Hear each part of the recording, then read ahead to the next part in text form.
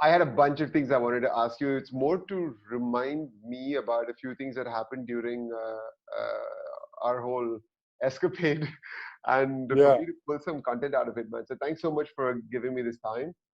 All right. no problem. First thing is, with all that was going on, we had this. Obviously, the race got cancelled. We knew about that, and everything around us was getting cancelled. So, what inspired you to put together the race, anyways? Big question to start. Mm, I think, mate, one of the advantages of being a coach athlete is knowing that the work that it takes to put into an Ironman triathlon. And I think the big difference a lot of people don't recognize within triathlon is the difference between training for a half Ironman and the training for a full Ironman. yeah. It's something that each time I train someone through an Ironman block, which I've done now, I've been doing it since probably around 7 years now, and probably had 3, 4, 5 people go through an Ironman block a year. I never lose sight of the fact of how difficult it really, really is. And I think something so difficult deserves and has earned a reward at the end of it. And so whenever something happens like this, when someone's gone through really hard training, normally through an Ironman block, it's an absolute priority of mine to make sure they get the most out of it. So whether it is actually doing the race and really understanding how to push themselves the most within the race, or whether the race has been cancelled and the person has to go on to a different event. We knew with this event that it wasn't going to be anytime soon. So I knew we had to make our own event. And that's why I came up with the COVID-19 triathlon. Dude, but what about things like, I mean, Miranda shared with me a screenshot of the weather of Dubai about 4 or 5 days before the race. And she was like, in typical Miranda style, she was like, fuck, did you see this? This was nuts. What do you think about this? And I was looking at him going, yeah, but I said, you know what? I'm sure Tom's not going to put us in any risky situation. If it's really bad, I'm sure he'll call it off. So even through that, waking up in the morning and seeing that weather report looking like that, you still thought it was a good idea to go through with it, with the semi-lockdown that was there and everything else. What gave you the confidence that everything would be fine, that there'd be nothing to be worried about? Because it was only you as a support team, right? There was Yeah, only one yeah. person. So I what was, only expected myself to be there, to be honest. yeah, I yeah, really didn't expect anyone else to be coming along. yeah, My main thought, my main thing was just, this was such a cursed race from we had about 6 or 7 signed up to it from the start. yeah, Last year, the backstory to the race was last year I went down there to race and yeah, didn't have the most successful race myself, and all sorts of things happened around the event time, and it's almost like it is just a cursed time of year and a cursed race for us guys. And before we even hit Christmas time, we had 2 people drop out, and then a third dropped out, and then, as we know, it got postponed quite yeah, late, yeah, really, compared to others. So I almost said, like, to myself, okay, I'm gonna trick the world into thinking that nothing's happening here. So I ignored any weather, I ignored any things of lockdown, and just said to myself, right, I'll make the call on Friday. I'll leave it as last minute as I can before I make this call. And we know Dubai weather, we know it can yeah, be very flaky, and it could have blown over through overnight. Instead, it actually came in the morning.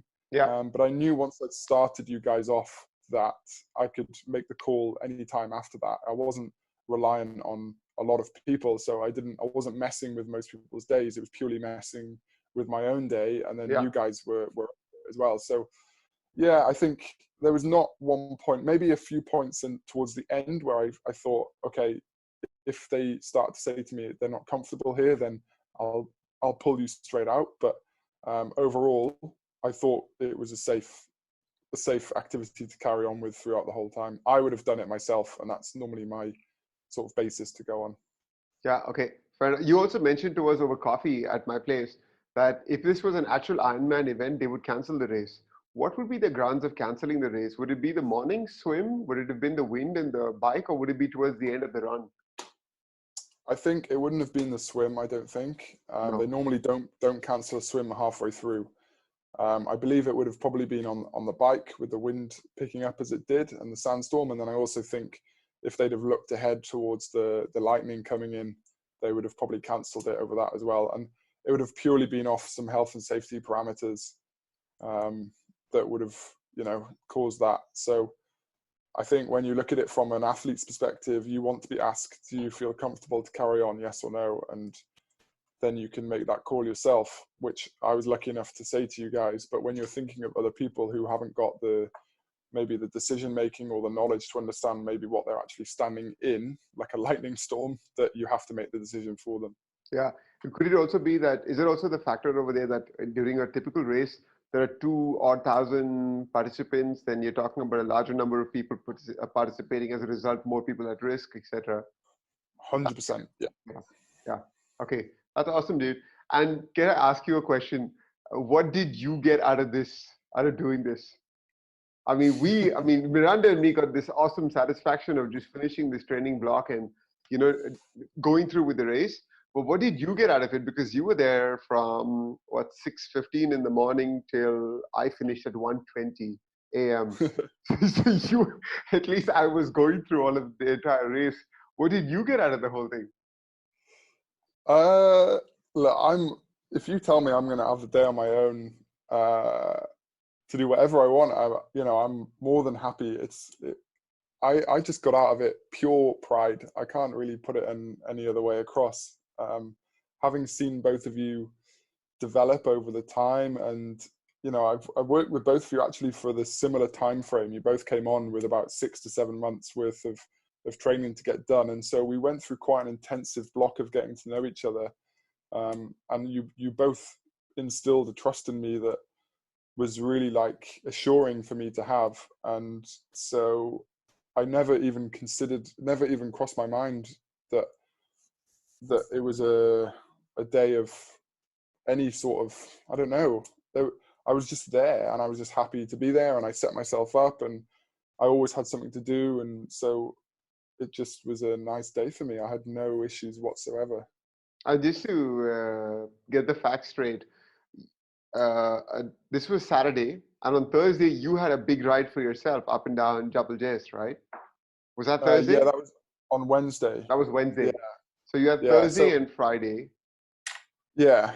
My original plan, if South Africa was cancelled, because I had thought ahead of it, was I was going to do a 10K swim on the Thursday, then an Everest on the Friday, and then support you guys on the Saturday. And because I wanted to just show that you can do it all, and as a coach I wanted to show it as well. So then something happened that our business, the gym, closed on the Sunday, and so we kind of had some days to kill essentially for things to sort of lay into place. So instead of going to Jabal Jais on the Friday, we actually went on the Wednesday instead. And then the Thursday, I was obviously, if you ride your bike for 14 hours or whatever, you're not in a great place to swim for 10K. So I was relaxing Thursday and actually working, and then instead just support you guys on the Saturday with nothing before. So yeah, I was I'd taken care of myself, if you like. I'd taken care of scratching the itch that I had from the training block for South Africa. So it made it even better for me to just be able to support you guys. Did you share this idea with any of the other coaches or anybody else? Bounce off the idea of anybody else in terms of what you were planning to do with us? No, I just set it up and did it. And setting up the course and stuff like that, because given your schedule and all that, how prepped were you in advance for this trip? Did you know the points where you were going to be in advance, or is that something you took a call on the day off? So when I sent you the course, I looked earlier in the week at what the bike course would be, and then I plotted down where I thought it would make sense for me to station myself. Yeah. And then to my plan of tricking the universe into not calling it off, I then didn't send it over to you guys till the Friday and map it out properly. Yeah. And then obviously I knew I'd be mobile, so it didn't matter too much where I was going to set myself up, but I knew around somewhere out quite far out back of the desert of the Al Qudra cycle track would have made sense. So that's where I went. That's awesome, dude. Um, so, so I think I was looking over TP today and I saw that we began coaching together on August 10th. Was my first ride that you plugged in TP for me. So what was the whole coaching journey for you with me? Because you've obviously coached a lot of people along the way. And you said you've been coaching triathletes now for 7 years? Yeah, since I was like early 20s, so 22, 23, and I'm going to turn 30 at the end of this month. So yeah, it's been around 7, 8 years. And how many athletes have you seen through a full Ironman so far?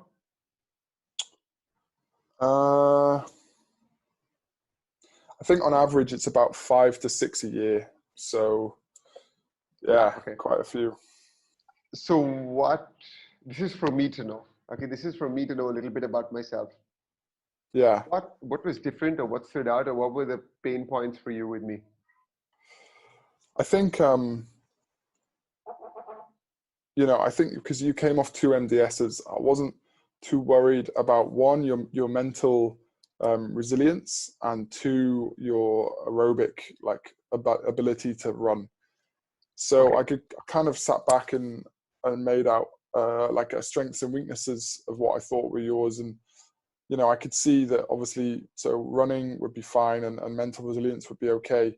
But then I learned, obviously swimming was a very poor one. So we had to work on that.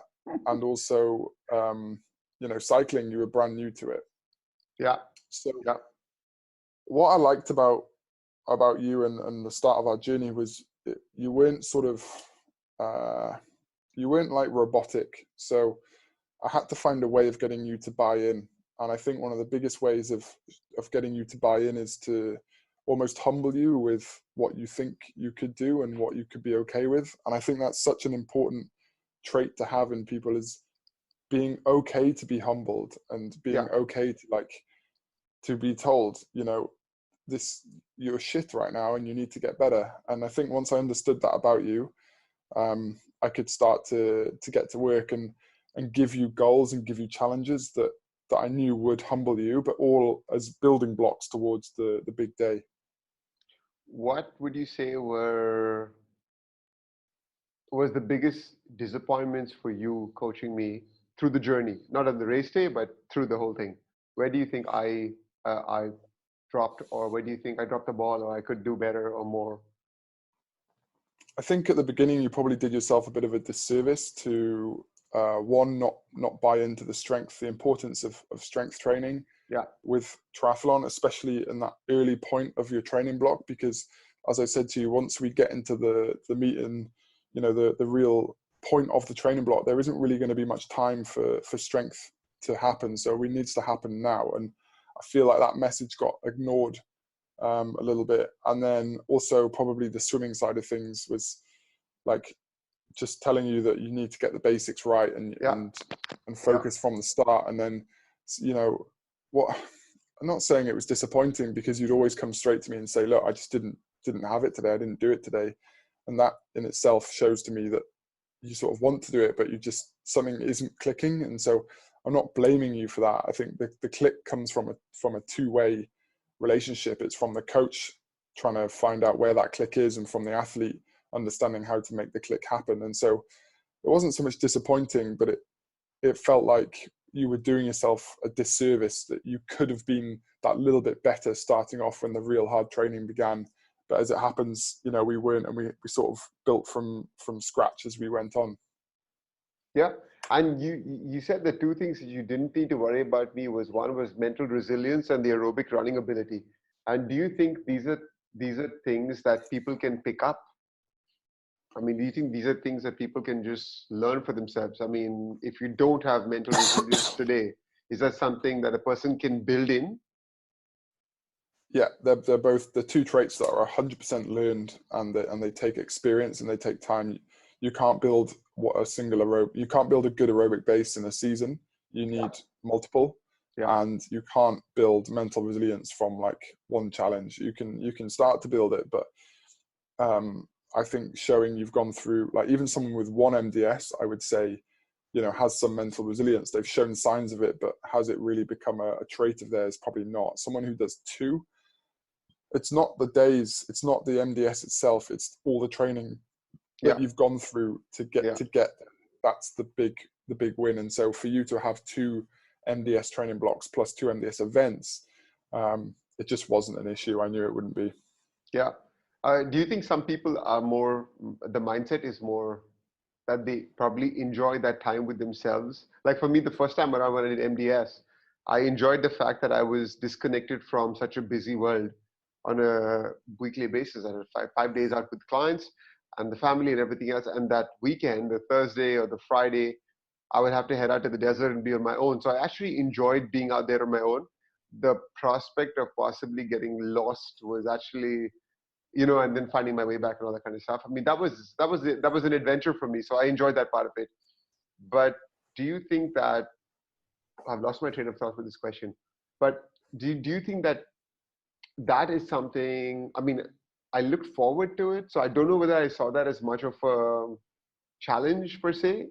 I was actually very excited every time I saw that in my training peaks that where Marcus had put down, hey, you got to go to the desert for 8 hours today. I was like, yes, this is great. This is awesome.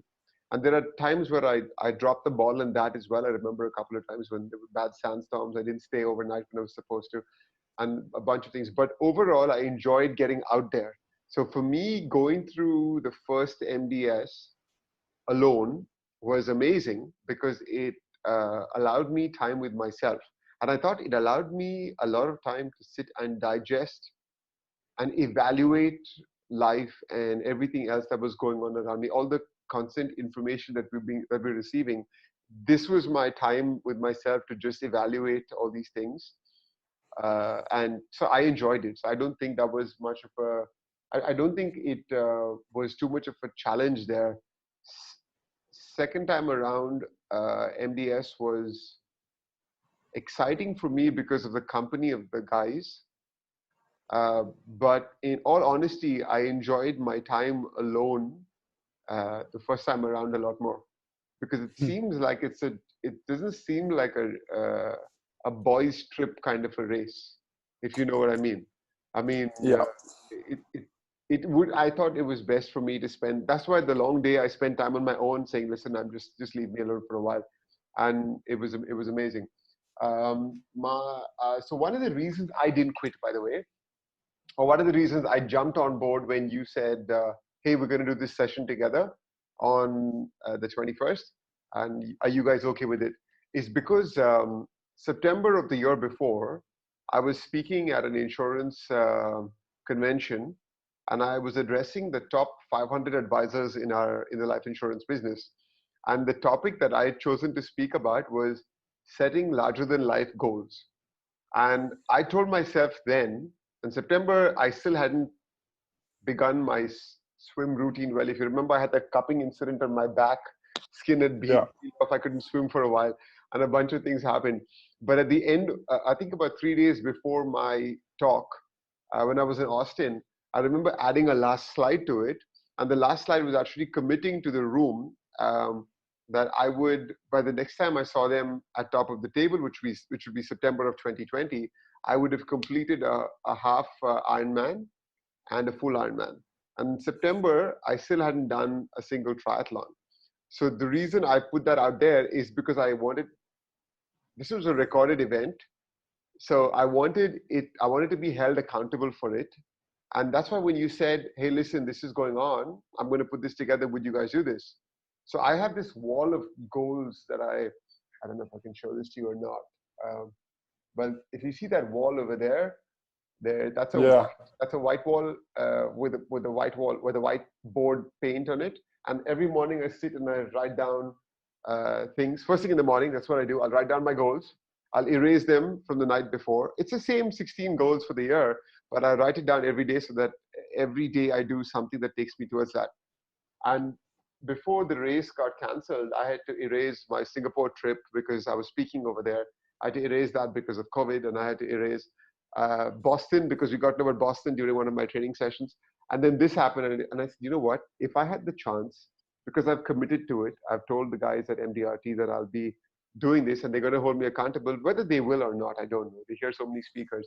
But the fact that I told these people about it made me want to do this, right? So that was my driving force behind why I should do this and why I should continue with it. And I know I messaged you twice. I messaged you once about quitting, and I told you once physically when I met you at the beginning of the run that I was done. But in my head, I know that I would have still pushed on. You did something to change it a couple of times. You told me there was going to be tailwind. There wasn't. You told me give me 5 kilometers on the bike on the run, and you can come back. And I think, I don't know, but my thought process over here is you knew that if I started running, I wouldn't stop. Is that where you were with this, or am I just assuming this right now? Okay. No, you're dead right. Okay, so because I began running and I couldn't stop after that, I literally a couple of minutes into it, I sent you a voice note saying, "I'm fine now. Thank you for making me to get running," and I was good to go from there. But the thing you told me at coffee at my place when Miranda and you were here is that you weren't going to let us quit, no matter what. Yeah. So I didn't know that. Going into it with you, I assumed, even when you told me, when I sent you a picture of me under this tree and it started raining, you said, "We're waiting for you." When you said "we," I assumed you were talking about you and Miranda, and that the weather had got so bad that you decided to call the race off. So I'm assuming that I'm going to come and meet you at the bottom of the stake, and you and Miranda were going to be there, and we were done. Yeah. That's the thought process. And then when I turned the corner to getting to the stake, and that's where Miranda was finishing her first 14 or 15 kilometers of the run. And when I saw her running, I suddenly thought, what happened? Did she begin running, and did she finish 14 kilometers so quickly from the time it took me to get from there to? And then I realized, when I saw Andrew, you and Andrea waiting over there, I realized this was the we you were talking about. Till then, my assumption was, of course, when I saw Miranda, I knew by then that we're just going to go through with this and finish it. And she looked really happy, down the run. I was like, okay, I need to go out and finish this. But you said you weren't going to let us quit, regardless of what happened, despite my messages to you about not wanting to do this, about the wind. I turned around for 3.5 kilometers and I did go back on the bike, things like that. So what was, again, I know what you told me already about the race and why you wanted us to get there, but why were you so sure that we won't quit? Purely because of the training block that an Ironman puts you through, and knowing you both obviously well enough, because I'd been the one putting the block in of how you worked. And so what I wouldn't have done is set up anybody for this triathlon who wasn't in a position to do it. So we actually had a third person here in Dubai who was supposed to do South Africa, and I said to him, I don't think you're in a position to do this. You're not in the right mind frame. He's already done like 4 or 5 Ironmans, so it really wouldn't have been a challenge for him. It would have been a challenge, but it wouldn't have been one worthy of him having to dig deep into his mind and his body to put himself through it. And so I wasn't going to say to him, look, this is what you're going to do today, because I wouldn't be sure that he would do it and benefit from it. I knew with you guys, because you both committed to it, and just knowing you both over this past 6 months, I just knew you wouldn't want to quit. So if you ever challenged me with trying to quit, I really wasn't going to let you, because that's just, it would have eaten you alive. Both of you, it would have eaten you alive for the weeks to come. How frustrating would it have been for you to receive that message from me saying I'm quitting? Because you would have seen it. You saw the message a couple of minutes after I sent it to you. I already turned the corner by then. I was sharing my live location with you. You knew I was going in the wrong direction. So what was your thought process over there? To be honest, I wasn't really thinking that far ahead. I literally knew if I messaged you back saying turn around, you would. So that's all I cared about. That's literally what Um, you did. You messaged me and said, turn around. And I said, okay, I'll just turn around. But you yeah, also said there was going to be headwind. That's why I turned around. That's why I turned around. yeah, yeah. Like, I'll fully admit, I spent the day tricking both of you into keep keep on going. I think if you're not doing that mentally yourself, then someone else needs to be doing it for you. And so, yeah, Yeah. I didn't see any problem, because I just knew if you didn't finish it, you would, or you quit, you would regret it so much. So yeah, I was very happy telling little white lies all day. I had an amazing takeaway from Miranda that day, and she set herself up to not fail at all. She didn't carry her phone with her. So there Yeah, was no way she could communicate to you or yeah, anybody that she was ready to quit. I yeah, thought that was pretty epic, man. When I heard she did that, I was like, wow, that's next level. That's my takeaway, by the way, from her from the whole race, because she bitched and cribbed so much about this in the beginning. But when I heard she did yeah. that, I was like, wow, just awesome, I phenomenal. think that's, for her, that was the only way it could be done. That's why I told her you're not allowed it, because she would have found a way out with it, I'm sure. Um, I thought it was a little bit different for you. Right. So I wasn't too concerned with you having it. Okay. Well, one of the reasons I took the phone had to do more with I wanted to capture any moments I had, which I did. The second Yeah, was just to make sure that the Sangeeta and the kids knew I was okay through the whole thing. yeah. Okay, so another question quickly for you then is, what is the shortest time you've seen an athlete through from start to a full Ironman with no triathlon training and stuff like that? How many athletes, or what would be the timeline? Um, well, if you want to use quite an extreme example, I took Miles, who Yes, you know Miles. of course.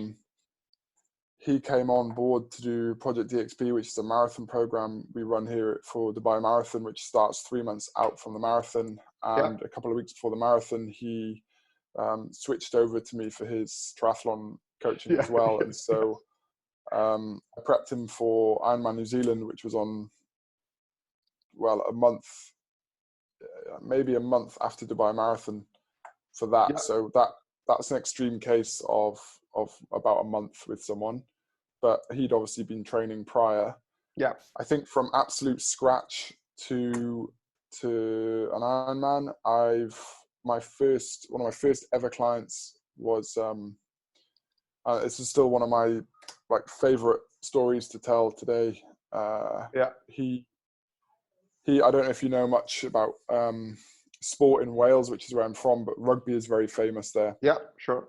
And if you know rugby, you know that there's a position called a prop forward, which is the Okay, least, what you'd call least athletic position on the field. Maybe they're the big guys who go into okay. the scrums. And this guy was a farmer. He was late 40s when he came on to me, and he'd had 2 knee Wow, replacements, 2 knee wow. reconstructions. And he sat down with me, and his wife unfortunately had died through a form of cancer, and he Wow. wanted to raise money for this charity, and so he wanted to do it through Ironman Wales. And we sat down together, and he told me his story, and my buy-in was immediate. All I wanted to do was help this guy. And so he hadn't run longer than a rugby field in I don't know how many years. He didn't own a bike, and he couldn't swim. And over the space of about 10 to 11 months, we got him up and running. We got him out cycling, and he learned to swim, and he completed Ironman Wales at his first attempt, which is just nuts. And so that's probably my all-time favorite, of absolute zero to Ironman, and it took about 9 months. Everyone else I've had has had some previous experience of triathlon, but this guy had absolutely none. And we still chat today, actually, however many years long, 7 to 8 Wow. years after. Wow. Yeah, and he's gone on to do, maybe he must be up to double figures of Ironman now. Really? Wow. So he's Yeah, made this like a life choice. He's just doing this constantly now. yeah, it's a huge part of his life, and he farms every day. So he's up at stupid o'clock in the morning. He does his farm work, and he stays out till super late at night. If you know what a sort of farmer's schedule is like, it's not Yeah. easy, and he fits all his training in around. So he was the first client I ever coached, and so my baseline of excuses is like super super high. If you come to me with an excuse, I'll find a way around it, because I've seen what humans can do with the amount on their plate. And you know, he had a daughter, he had parents to worry about and look after, he had life to go on with. And so yeah, it was the best lesson I ever had within endurance coaching, and it was my first triathlon client as well. Wow, that's crazy, man. Um, how many people don't make it? A lot. So, Yeah. but like, I mean, do you mean like with the race, or do you mean people that give up along the way of, while being trained? To be honest, now I set myself up that I won't let anyone into my circle who I think won't make it. So we have a very detailed questionnaire before you come on board with us. We have an interview process before you come on board, and I will go further by sort of looking at your Instagram profile. I'll check out any of your social media stuff, because number one, it's a huge investment in time and money for someone who's doing Ironman. And if I don't think you can do it, then I don't want you to spend that money. And if I don't think it's the right event for you, then I don't want you to go through the stress that it creates. When I was quite a bit younger coaching, obviously you want to get your foot in the door with a lot of things. And so you tend to accept sort of anyone and anything really that comes your way with clients. And there was a time where I just kept dropping the ball, I felt, as a coach with athletes, because athletes would get injured, or they'd fall off plan, or they'd lose motivation. And I used to really take it a lot to heart. But now over the years, as I've built up sort of profiles of people who succeed within endurance sport, or have the traits that I'm able to work with best, actually I haven't had a failure for a long time now. But it's kind of because I don't allow myself to work with people who I don't think we'll succeed together with. And I've had people I've turned away and have gone on and achieved their goal through a different coach. And I'm absolutely fine with that, because I think that they've obviously just found a better fit with that coach. You know, Sure. it's not just about the athlete, it's about the coach as well. The coach-athlete relationship is so important. Sure. And when our entire race was done, what was your feeling? How did you feel? I was fired up, like so fired up. I put it on my story, and it was just, you know, it was 1:30 in the morning. Anyone who knows me, like, I'm in bed at 8. I'm like the least late person in the world. But Yeah.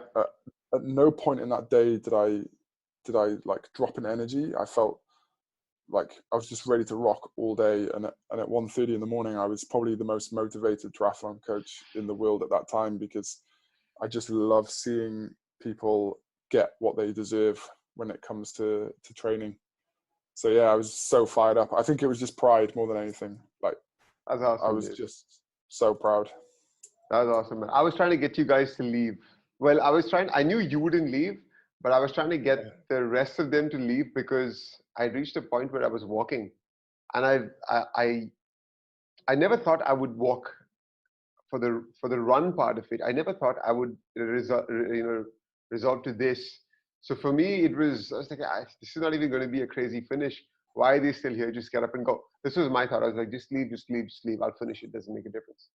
But yeah, I was keen on knowing your thoughts. I really want to know your thoughts about this now that the race is over. When we began, just before we began, I began the run. I sat down, and you said, "Were you planning to wear these socks?" I said, "Yes." You said, "Then you should." And I said, "Okay." And then I was there for like 12 minutes trying to put on the socks. What were Yeah. your real thoughts about this? Because I know you weren't going to say anything that you really wanted to say to me at that point. But what were your real thoughts about this? That wet feet and tight single-toed socks do not go well. Yeah. Yeah, nothing really too bad, mate. I mean, I was laughing to myself because it was pouring with rain, and we're standing in the middle of the desert. It's pouring with rain. There's lightning everywhere. And I'm sat with a guy who I didn't know very well this time last year, let alone, 8 months ago. And I just think, I saw something I love about Dubai itself as well, is you connect with people that you never thought you would. But I'm quite good at thinking globally, so on a global scale. And so when I start to feel something is frustrating me, or I can't quite see around a situation, I just think big picture. And so, yeah, I was just laughing because it was pouring down with rain. There was lightning everywhere. And I'm laughing at a guy who is trying to put on socks around each individual toe. And it must have been one really unique situation that no one else has ever been in. And I got to be in it. It was so frustrating because I have this hip mobility issue, so I realized I couldn't really bend forward anymore. And for some reason, I've done this before. I've used these socks before, even in a Yeah. triathlon, and I was like, this was easy. Why is it giving me so much trouble right now? And I could feel every grain of sand mixed with that rain. I was like, I should have just left the socks on. But okay, that was something. Even while running, I was like, what was I thinking with the pink socks? Anyways, that was okay. So a piece of, so by the way, by the moment we were done with that race, and I didn't share too much about it just yet because I'm still putting together my thoughts on the whole thing. And I've had a couple of people reach out to me though. For instance, people who saw it on Strava. A bunch of people that reached out to me suddenly said, "Did you just do this? Are you crazy? Are you nuts? Whatever it is." And I've had a bunch of other people reach out to me now and ask me, telling me their story about how they're starting from scratch and is this right and or not, and what should they be looking forward to. So question I guess I have for you is, what's your one big piece of advice to athletes out there right now when so many events are getting cancelled, and especially given where we are right now, where we can't go out and even practice our sports. I know people are innovating. Yesterday I saw Akbar finished a whole marathon and in a 60-meter loop around his house. I know Lee Ryan did this, a bunch of guys in InnerFight are doing this as well. It's amazing. But what is your one piece of advice to these athletes out there who feel restricted right now, restrained? They can't go out and practice their sport, and all their races are getting cancelled. What would you tell them? I'm telling people that when you look back at this time that we're in of COVID-19, I want you to think back and be proud of how you acted and what you did. Yeah. And not think back with regret or think back thinking, oh, so-and-so did that, I wish I did. I think as if there's ever a time to be proud of your actions, it's now, and not a time to be thinking, I wish. That's what I'm telling people. Yeah. That's, I think, I don't know whether I shared my biggest wins with you, but my biggest wins for the day was finishing the swim because are you still there, Tom? Did I lose Yeah, you? I'm still Okay, here. sorry. No, I'm So still here. my biggest win for the thing was, when I began this whole triathlon journey, it was about forcing myself in a situation that would make me learn how to swim better. So the morning of just finishing the swim was a huge win for me. To be to Yeah, be to be honest, if I was done even at that point, I would hate it the next day, but I would have accomplished that goal of being able to swim that 3.8 kilometer stretch. That would have been the biggest takeaway for me already. And the second biggest win for me for the rest of the day was not having my headphones, podcast, music, or anything for those 18 odd hours. yeah, Those two were the biggest takeaways for me from the yeah, whole thing. Yeah, that was huge. That was yeah. huge. I think my context of saying what people should be doing now, I think it doesn't have to be on a sport and activity level. I think if you can look back on COVID-19 and be proud of the way you acted in your business, or the proud of the way you acted Yeah, with your family or schooling yeah, your kids, then that is what should take priority. It doesn't have to be doing a crazy challenge. Like, you don't have to run a marathon around your garden, or you don't have yeah, to row 50K, but yeah. don't just sit there and be doing nothing, I think is the most important thing. Yeah, yeah. Dude, one last thing to share with you before I let you go is I love your commitment as a coach. And you asked me during our podcast who was either during the podcast or during coffee before Christmas. I'm not sure. You asked me who was my role model, and I didn't have an answer for you. The reason I didn't have an answer for you is I have broken up my life into various quadrants, and I have role models for different quadrants, right? So for from the finances and the commercial standpoint, I've got somebody else who's a role model for me. From a parenting perspective, I've got somebody who's a role model. Um, from a, I've never, I have always dabbled with the idea of being a coach in sales for a specific industry, right? Um, and I'll tell you, I wanted to tell you after that event, that was the first thing I wanted to tell you was I have a role model for a coach now who I'd like to be, and that would be you. So Wow. thanks for being that coach, man. That was really awesome that you put this together for us. You managed it single-handedly, and you saw us through it. I mean, till the end. Thanks so much for that, dude. Mate, it was such a pleasure, and that's super kind of you to say. It No, no, I it mean it. It literally was, yeah, it wasn't going to happen any other way, you know. that was It was amazing. the only way it was going to end. That was amazing, man. Thanks so much for that, Tom.